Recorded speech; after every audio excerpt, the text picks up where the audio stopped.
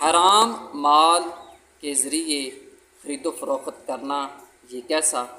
اگر کسی نے کوئی چیز خرید لی ہے، آیا کہ خریدی جانے والی جو چیز ہے وہ بھی حرام ہو جائے گی یا حلال ہی رہے گی، تو اس بارے میں شرع کا کیا حکم ہے؟ دیکھیے، اولاً تو آپ یہ بات ذہن نشین فرما لیں کہ حرام مال کمانا اور اس کو آگے خرچ کرنا یہ دونوں ہی ناجائز، حرام اور گناہ کا کام ہوتا ہے، اور اس سے توبہ کرنا یہ ضروری ہے، لازم ہے۔ حرام مال کا حکم یہ ہوتا ہے کہ جس سے آپ نے لیا ہے، کمایا ہے، تو اس کو آپ واپس کر دیں۔ اگر وہ نہیں ہے تو ان کے ورثاء کی طرف آپ لوٹا دیں۔ اگر ورثاء بھی نہیں ہیں تو پھر غرباء میں، فقراء میں بغیر ثواب کی نیت سے اس کا تصدق کر دیں، صدقہ کر دیں۔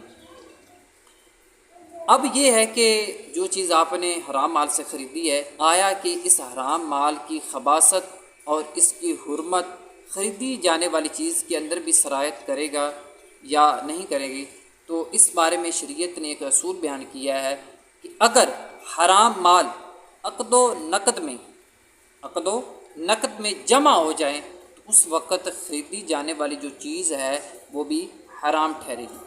فار ایگزامپل، جیسا کہ آپ بازار میں گئے، دکان پر گئے، تو وہاں آپ نے چینی خریدی ہے، تو دکاندار کو آپ نے کہا ان پیسوں سے آپ مجھے کلو چینی دیتے ہیں، یعنی کہ آپ نے حرام پیسے جو ہیں وہ دکھا کر اس کے عوض میں چینی طلب کی ہے 1 کلو۔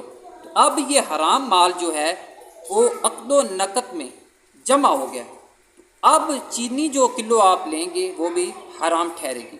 ہاں، اگر حرام مال جو ہے وہ عقد و نقد میں جمع نہ ہو تو پھر خریدی جانے والی جو چیز ہے وہ بھی حلال اور طیب ہی کہلائے گی، اس میں حرمت اور خباثت وہ سرایت نہیں کرے گی۔